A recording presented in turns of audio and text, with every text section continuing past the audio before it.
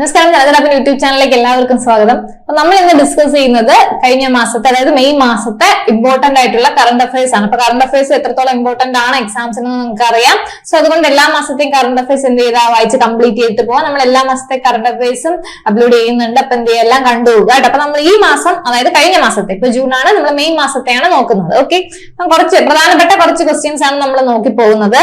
അപ്പൊ നമ്മൾ പ്രധാനപ്പെട്ട വളരെ ഇമ്പോർട്ടന്റ് ആയിട്ടുള്ള ക്വസ്റ്റ്യൻസ് ആണ് നോക്കി പോകുന്നത് കേട്ടോ.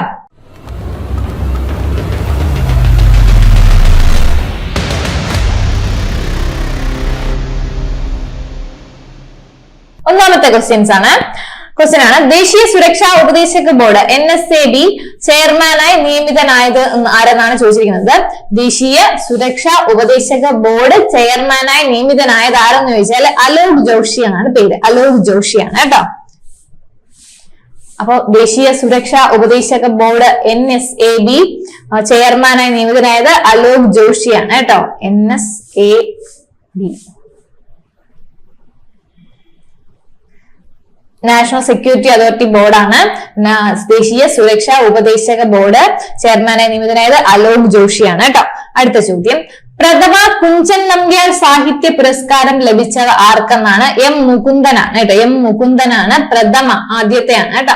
ആദ്യമായിട്ട് കൊടുക്കുന്നതാണ്. പ്രഥമ കുഞ്ചൻ നമ്പ്യാർ സാഹിത്യ പുരസ്കാരം ലഭിച്ചത് ആർക്കെന്ന് ചോദിച്ചാൽ ആർക്കാണ്? M മുകുന്ദനാണ് കേട്ടോ. ഒരുപാട് സാഹിത്യ അവാർഡുകൾ ഉണ്ട്, കായിക അവാർഡുകൾ ഉണ്ട്, അല്ലാത്ത നോബൽ പ്രൈസ് പോലത്തെ അങ്ങനത്തെ ഫിലിം ഫീൽഡിലുള്ള അവാർഡുകളൊക്കെ ഒത്തിരി ഉണ്ട്. അപ്പൊ എന്ത് ചെയ്യുക, ഇനി വരുന്ന എക്സാംസിന് എന്ത് ചെയ്യുക, കൃത്യമായിട്ട് നിങ്ങൾ അറിഞ്ഞിരിക്കുക. പ്രഥമ ആദ്യത്തെ ആയതുകൊണ്ട് ചിലപ്പോൾ ചോദിക്കാൻ ചാൻസ് ഉണ്ട്. പ്രഥമ കുഞ്ചൻ നമ്പ്യാർ സാഹിത്യ പുരസ്കാരം ലഭിച്ചത് ആർക്കാണ്? M മുകുന്ദനാണ്.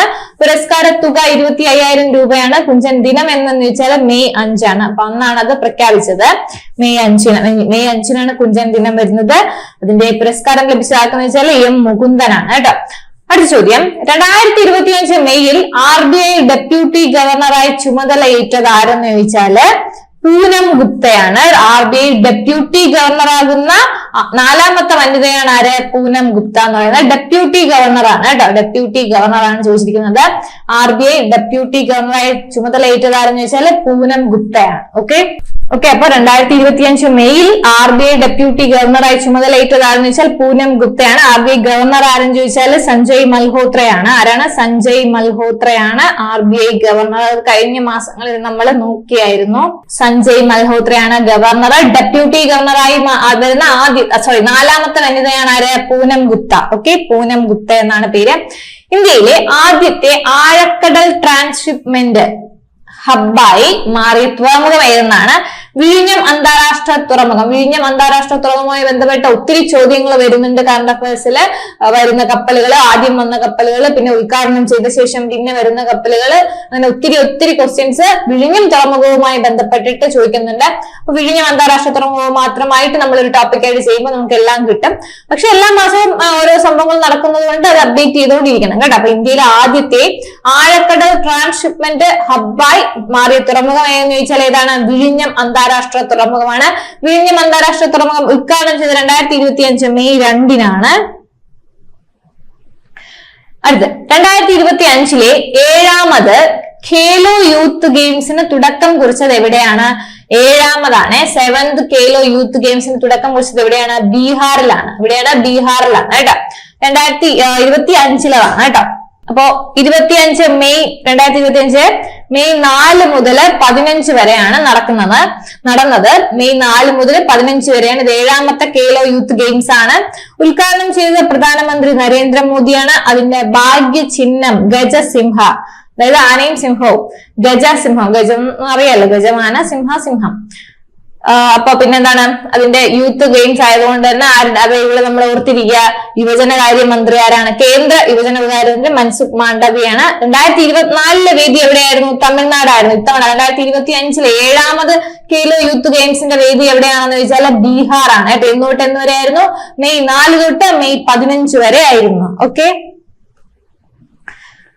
അടുത്ത ചോദ്യം, 2025 ലോക പത്ര സ്വാതന്ത്ര്യ സൂചികയിൽ ഇന്ത്യയുടെ സ്ഥാനമാണ് ചോദിച്ചിരിക്കുന്നത്. ലോക പത്ര സ്വാതന്ത്ര്യ സൂചികയിൽ ഇന്ത്യയുടെ സ്ഥാനം 151 എത്രയാണ്?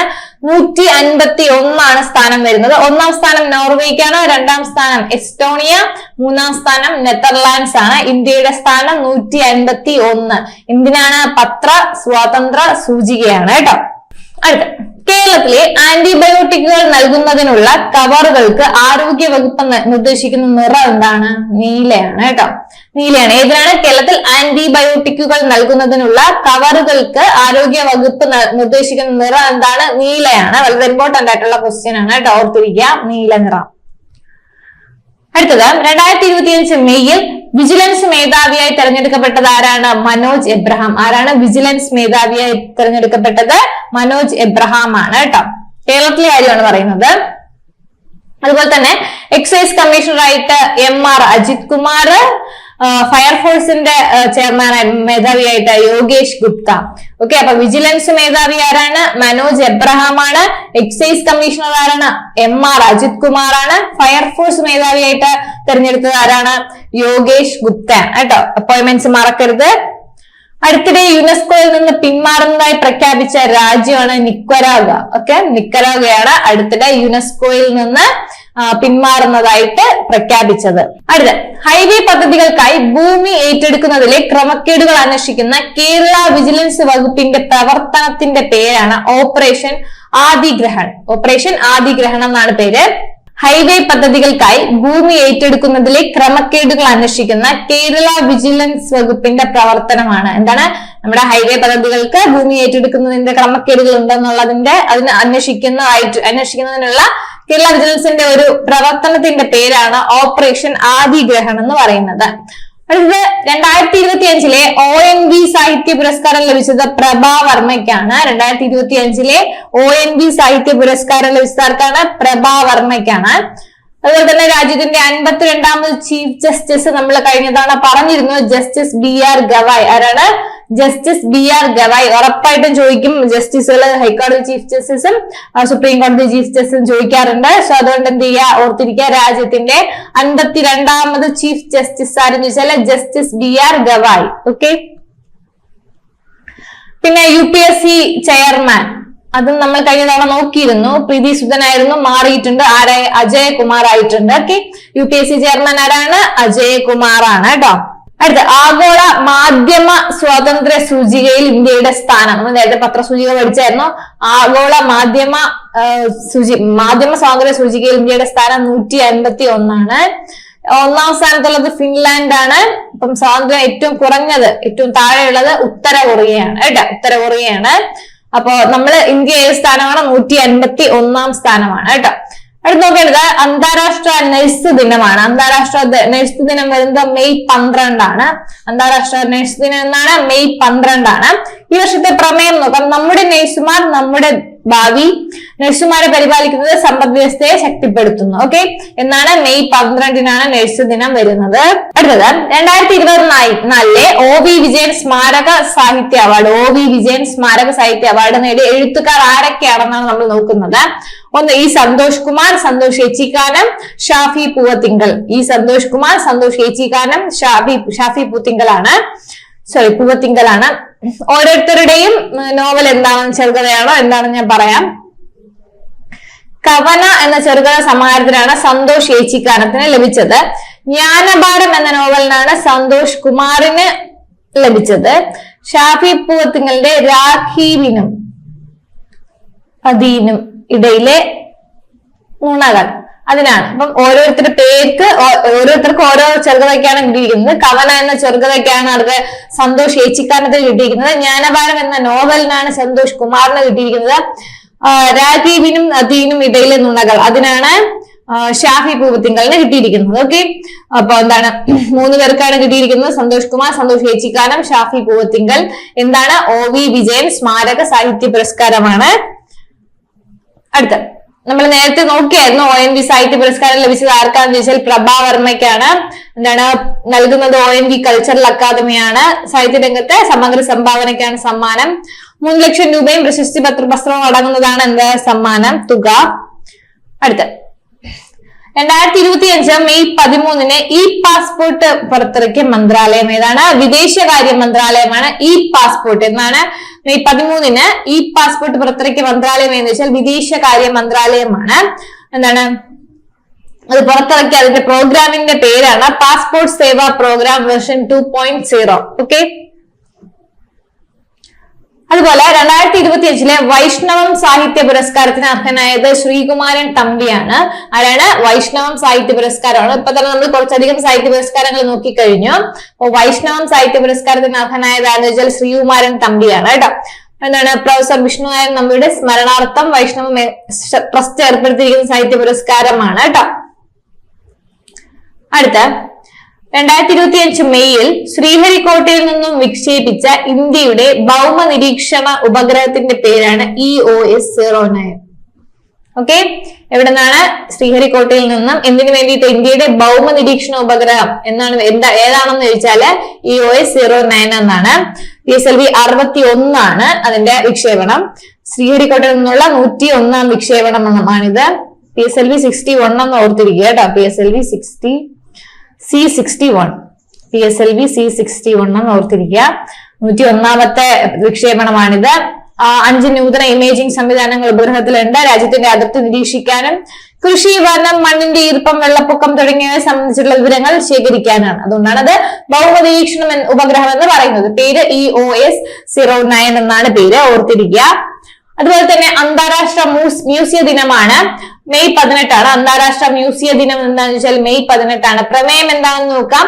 അതിവേഗം മാറിക്കൊണ്ടിരിക്കുന്ന വർത്തമാന സമൂഹത്തിൽ മ്യൂസിയങ്ങളുടെ ഭാവി. അതാണ് 2025 പ്രമേയം. അതിവേഗം മാറിക്കൊണ്ടിരിക്കുന്ന വർത്തമാന സമൂഹത്തിൽ മ്യൂസിയങ്ങളുടെ ഭാവി. ഓക്കെ. എന്നാണ് മെയ് 18 മ്യൂസിയം ദിനം. അടുത്ത വീണ്ടും ഒരു പുരസ്കാരത്തിനെ പറ്റിയാണ് പറയുന്നത്. 2025 മാധവിക്കുട്ടി പുരസ്കാരത്തിന് അർഹനായതാരെന്ന് ചോദിച്ചാൽ സുഭാഷ് ചന്ദ്രനാണ്. 2025 മാധവിക്കുട്ടി പുരസ്കാരത്തിന് അർഹനായതാരെന്ന് ചോദിച്ചാൽ സുഭാഷ് ചന്ദ്രനാണ് കേട്ടോ. സമ്പൂർണ്ണ ഡിജിറ്റൽ വൽക്കരണത്തിലേക്ക് ഒരുങ്ങുന്ന കേരളത്തിലെ വിമാനത്താവളം എന്ന് വെച്ചാൽ കൊച്ചി വിമാനത്താവളമാണ്. സമ്പൂർണ്ണമായിട്ട് ഡിജിറ്റൽ വൽക്കരണത്തിലേക്ക് മാറുന്ന കേരളത്തിലെ വിമാനത്താവളം എന്ന് ചോദിച്ചാൽ കൊച്ചി വിമാനത്താവളമാണ്. സംസ്ഥാനത്തെ മനുഷ്യ വന്യജീവി സംഘർഷങ്ങൾ ലഘൂകരിക്കുന്നതിന് ഗോത്രപരിജ്ഞാന പര്യവേക്ഷണം ചെയ്യുന്നതിനുമായി ആരംഭിച്ച പദ്ധതിയാണ് ഗോത്രബേരി കേട്ടോ. വനം വകുപ്പ്, കേരള വനം വകുപ്പ് ആരംഭിച്ച പദ്ധതിയാണ് ഗോത്രബേരി എന്ന് പറയുന്നത്. ഓക്കെ.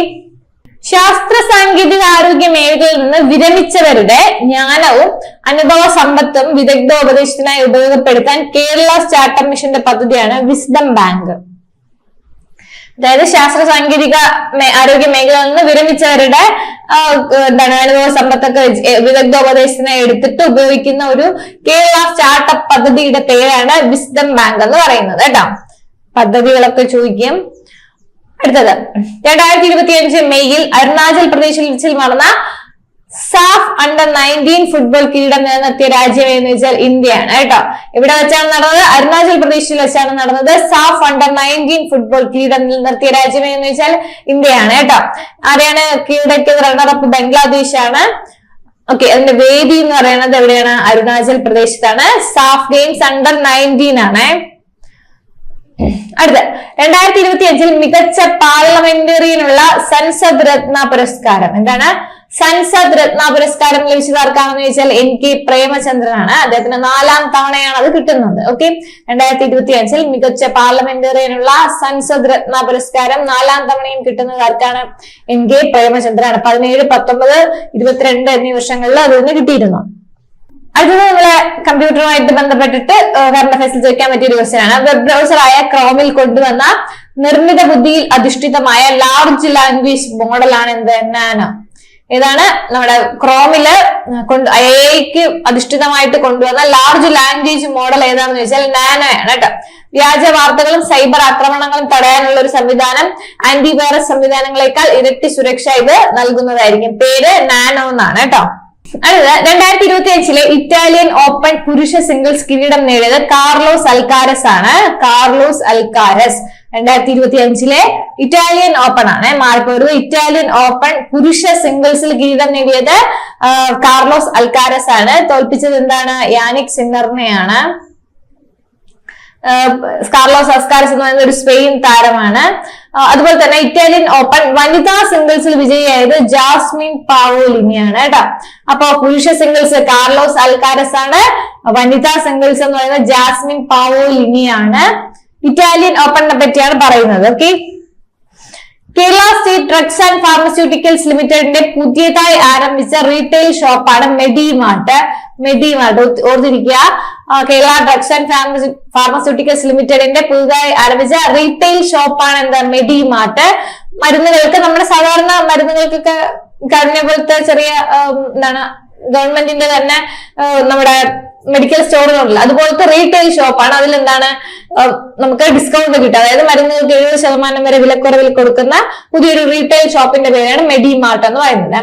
സാഗർമാല പദ്ധതിയിൽ ഉൾപ്പെടുന്ന കേരളത്തിലെ പോർട്ട് ഏതാണ്? കൊല്ലമാണ് കേട്ടോ. സാഗർമാല പദ്ധതിയിൽ ഉൾപ്പെടുന്ന കേരളത്തിലെ പോർട്ട് കൊല്ലമാണ്. അതുപോലെ തന്നെ ഭാരത് ബയോടെക് വികസിപ്പിച്ച കോളറയ്ക്കുള്ള ഓറൽ വാക്സിൻ ആണ് ഹിൽകോൾ കേട്ടോ. ഓറൽ വാക്സിൻ ആണ്. ആരാണ് വികസിപ്പിച്ചത്? ഭാരത് ബയോടെക് വികസിപ്പിച്ച എന്തിനുള്ള? കോളറയ്ക്കുള്ള ഓറൽ മെഡിസിൻ വാക്സിൻ ആണ് ഹിൽകോൾ എന്ന് പറയുന്നത്. ഹിൽകോൾ. അടുത്ത 2025 മെയ് മാസം പുറത്തിറക്കിയ വിജ്ഞാപന പ്രകാരം നിലവിൽ ഏറ്റവും കൂടുതൽ വാർഡുകളുള്ള കേരളത്തിലെ ജില്ലയാണ് ഇത് മലപ്പുറം. കേരളത്തിലെ ഏറ്റവും കൂടുതൽ വാർഡുകളുള്ള ജില്ല എന്ന് വെച്ചാൽ മലപ്പുറമാണ് കേട്ടോ. 15,962 വാർഡുകൾ ഉണ്ടായിരുന്നത് ഇപ്പോൾ 17,337 ആയിട്ട് ഉയർന്നിട്ടുണ്ട് കേട്ടോ. പുതിയ വാർഡുകൾ 1375 ആണ്. ഏറ്റവും കൂടുതൽ പുതിയ വാർഡുകൾ ഉള്ള സൃഷ്ടിച്ച ജില്ലയാണ് മലപ്പുറം. എത്രയാണ്? 223 വാർഡുകളുണ്ട്. കുറവ് എവിടെയാണ്? വയനാട് ജില്ലയില് 37 വാർഡുകളാണ് കേട്ടോ. നിലവിൽ ഏറ്റവും കൂടുതൽ വാർഡുകളുള്ള ജില്ല മലപ്പുറം 2001, കുറവ് വയനാടാണ് 450 ആണ് കേട്ടോ. ഈ 223 30 പുതിയതായിട്ട് ഉണ്ടായതാണ് കേട്ടോ. ഉണ്ടായത് വയനാട് മലപ്പുറത്താണ് ഉണ്ടായത് ഏറ്റവും കൂടുതൽ 223 വാർഡുകൾ, കുറവ് വയനാട് 37 ആണ് കേട്ടോ. മലപ്പുറവും വയനാടും. അപ്പൊ എന്താണ് പുറത്തിറക്കിയ പുതിയ വിജ്ഞാപന പ്രകാരം നിലവിൽ ഏറ്റവും കൂടുതൽ വാർഡുകളുള്ള ജില്ല എന്ന് ചോദിച്ചാൽ മലപ്പുറമാണ്. ഇപ്പൊ എന്താണ് ആകെ കൂടെ നമുക്ക് എല്ലാ ജില്ലകളിലും കൂടെ 15,962 വാർഡുകളുണ്ടായിരുന്നു. അതിപ്പോ 17,337 ആയി മാറിയിട്ടുണ്ട് കേരളത്തിലെ മൊത്തത്തില്. അപ്പൊ ഒരു 1375 വാർഡുകളാണ് എക്സ്ട്രാ വന്നത്. ഏറ്റവും കൂടുതൽ വാർഡുകളുള്ളത് മലപ്പുറമാണ് 223 വാർഡുകൾ, കുറവ് 37 വാർഡുകൾ വയനാട് ജില്ലയാണ്. നിലവിൽ ഇപ്പൊ ഏറ്റവും കൂടുതൽ വാർഡുകളുള്ള ജില്ല എന്ന് ചോദിച്ചാല് മലപ്പുറമാണ്. എത്രയാണ്? 2001 വാർഡുകള് മലപ്പുറം ജില്ലയിലും. വയനാട് എത്രയാണ്? 480 വാർഡുകളാണ് ഇപ്പൊ നിലവിലുള്ളത്. കേന്ദ്ര വിദ്യാഭ്യാസ മന്ത്രാലയത്തിന്റെ മാനദണ്ഡം അനുസരിച്ച് 2025 സമ്പൂർണ്ണ പ്രായോഗിക സാക്ഷരത നേടിയ സംസ്ഥാനം മിസോറാമാണ്. മിസോറാമിന്റെ നിലവിലെ സാക്ഷരത 98.2% കേട്ടോ. പ്രായോഗിക സാക്ഷരത സമ്പൂർണ്ണ പ്രായോഗിക സാക്ഷരതയാണ്. ഏത് സംസ്ഥാനമാണ്? മിസോറാമാണ് കേട്ടോ. 2025 മെയ്യിൽ പ്രധാനമന്ത്രി നരേന്ദ്രമോദി ഉദ്ഘാടനം ചെയ്ത അമൃത് സ്റ്റേഷനുകളുടെ എണ്ണം 103. അമൃത് സ്റ്റേഷനുകളുടെ എണ്ണം എത്രയാണ്? 103 ആണ്. അമൃത് ഭാരത് സ്റ്റേഷൻ പദ്ധതി പ്രകാരം വികസന പ്രവർത്തികൾ പൂർത്തിയാക്കിയ റെയിൽവേ സ്റ്റേഷനുകളെയാണ് എന്ത് പറയുന്നത്? അമൃത് സ്റ്റേഷനുകൾ എന്ന് പറയുന്നത്. കേരളത്തിൽ നിന്ന് ചിറയൻകീഴും വടകരയും ഉണ്ട് കേട്ടോ.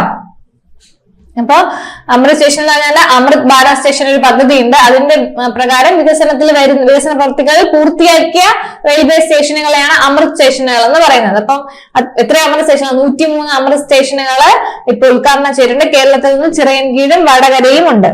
എവറസ്റ്റ് കീഴടക്കുന്ന ആദ്യ കാഴ്ച വൈകല്യമുള്ള ഇന്ത്യൻ വനിതയാണ് ആര്? ജോൺസിൻ ആഗ്മോയാണ്. കാഴ്ച വൈകല്യമുള്ള ആദ്യത്തെ ഇന്ത്യൻ വനിതയാണ് കേട്ടോ. എവിടെയാണ്? ഹിമാചൽ പ്രദേശിലാണ്. എവറസ്റ്റ് കീഴടക്കുന്ന ലോകത്തിലെ കാഴ്ച വൈകല്യമുള്ള 5ാമത്തെ വ്യക്തിയാണ് ആര്? ജോൺസിൻ ആഗ്മോ. ആദ്യത്തെ ഇന്ത്യൻ വനിതയാണ് ജോൺസിൻ ആഗ്മോ. ലോകത്തിൽ മൊത്തത്തില് 5ാമത്തെ വ്യക്തിയാണ് ആര്? ജോൺസിൻ ആഗ്മോ. ഓക്കെ, നമ്മൾ ജനറൽ ആയിട്ട് പറഞ്ഞു പോകുന്നതാണ്. ആദ്യ വ്യക്തിയാണ് 1983 എഡ്മണ്ട് ഹിലറിയും ടെൻസിംഗ് നോർഗെയാണ്. 1983 ആദ്യത്തെ ഇന്ത്യക്കാരനാണെങ്കിൽ എത്രയാണ്? 65 ക്യാപ്റ്റൻ അവതാർ സിംഗ് ചീമ. ആരാണ്? ക്യാപ്റ്റൻ അവതാർ സിംഗ് ചീമയാണ്.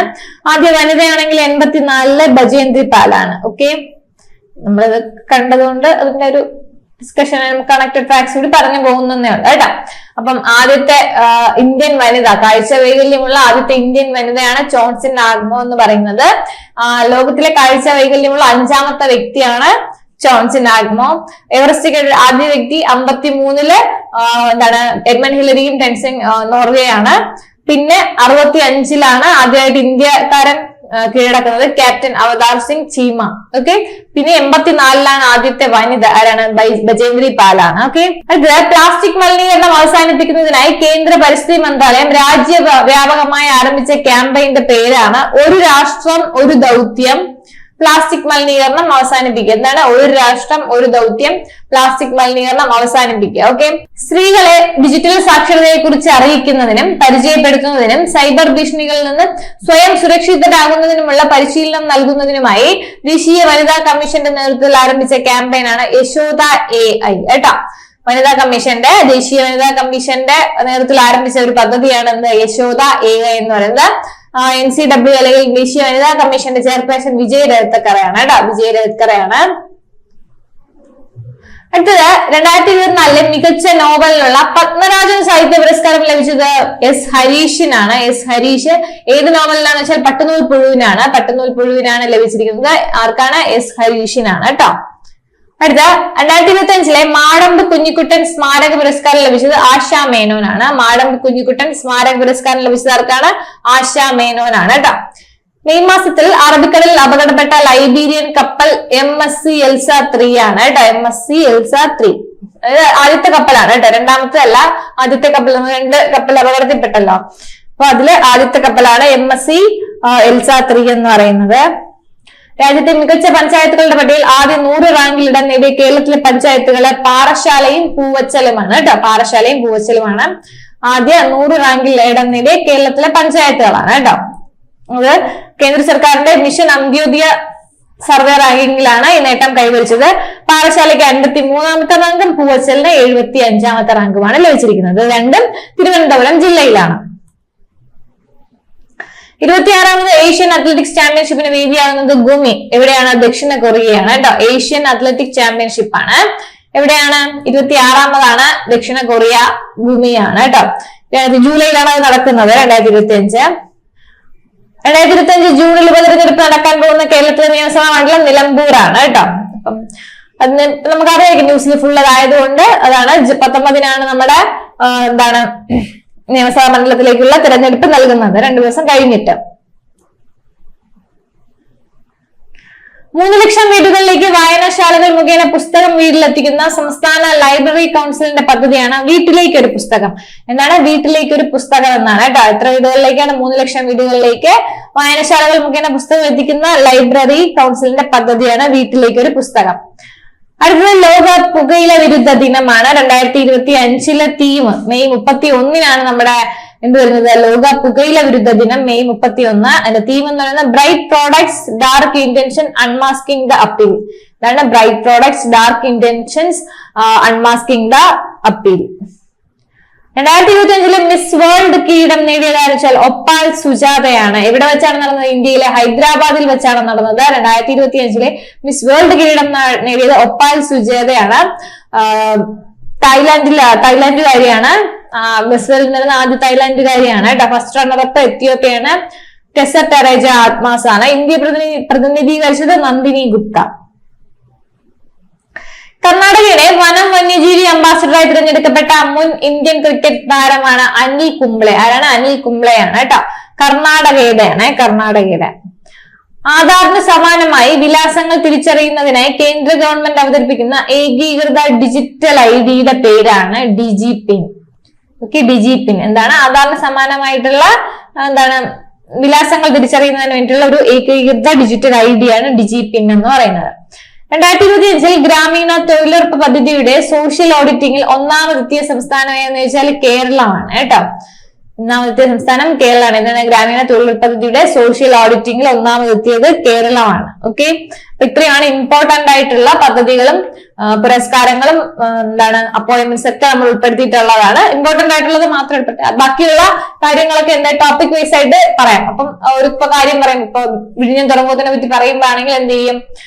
കുറച്ചധികം വരണം. അപ്പൊ ഒരു ക്വസ്റ്റ്യൻ ആയിട്ട് പറഞ്ഞതല്ല, ഒരു ടോപ്പിക് വൈസ് ആയിട്ട് അതിൽ നടന്ന എല്ലാ കാര്യങ്ങളും പഠിക്കാൻ വേണ്ടി നമ്മൾ അതൊക്കെ ടോപ്പിക് വൈസ് ആയിട്ട് ചെയ്യും. ബാക്കി ഒരുവിധം ഇമ്പോർട്ടന്റ് ആയിട്ടുള്ള കാര്യങ്ങളൊക്കെ ഇതിൽ പറഞ്ഞിട്ടുണ്ട്. ഇത് മെയ് മാസത്തെയാണ്. അപ്പം എല്ലാ മാസത്തെയും നമ്മൾ ചെയ്യുന്നുണ്ട്. അപ്പൊ നമ്മുടെ ചാനൽ ഒന്ന് ചെക്ക് ചെയ്ത് കഴിഞ്ഞാൽ നിങ്ങൾക്ക് മനസ്സിലാവും. അപ്പൊ എല്ലാ മാസത്തെയും പഠിക്കുക, നന്നായിട്ട് പഠിക്കുക. എല്ലാവർക്കും all the best. Thank you.